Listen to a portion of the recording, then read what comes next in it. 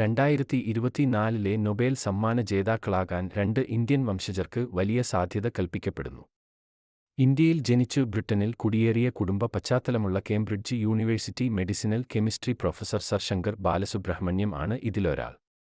1964 മദ്രാസിൽ ജനിച്ച ഇദ്ദേഹം കേംബ്രിഡ്ജിലാണ് പഠനം പൂർത്തിയാക്കിയതും ജോലി ചെയ്യുന്നതും. രസതന്ത്രത്തിന്റെ ജീവശാസ്ത്രപരവും ഔഷധപ്രയോഗപരവുമായ ബന്ധപ്പെട്ട മേഖലയിൽ, പ്രത്യേകിച്ച് കാൻസർ ബയോളജിയിലാണ് ഇദ്ദേഹം പ്രധാനമായും ശ്രദ്ധ കേന്ദ്രീകരിച്ചിരിക്കുന്നത്. ന്യൂക്ലിക് ആസിഡുകളുപയോഗിച്ച് ചിലവ് കുറഞ്ഞ പുതുതലമുറ DNA സാങ്കേതിക വിദ്യ കണ്ടുപിടിച്ചതുവഴി സർ ബാലസുബ്രഹ്മണ്യം ജീവശാസ്ത്രരംഗത്ത് ഒരു വിപ്ലവം തന്നെ സൃഷ്ടിച്ചു.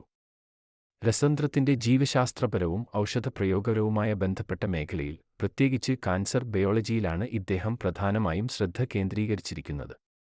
ന്യൂക്ലിക് ആസിഡുകളുപയോഗിച്ച് ചിലവ് കുറഞ്ഞ പുതുതലമുറ DNA സാങ്കേതിക വിദ്യ കണ്ടുപിടിച്ചതുവഴി സർ ബാലസുബ്രഹ്മണ്യം ജീവശാസ്ത്രരംഗത്ത് ഒരു വിപ്ലവം തന്നെ സൃഷ്ടിച്ചു.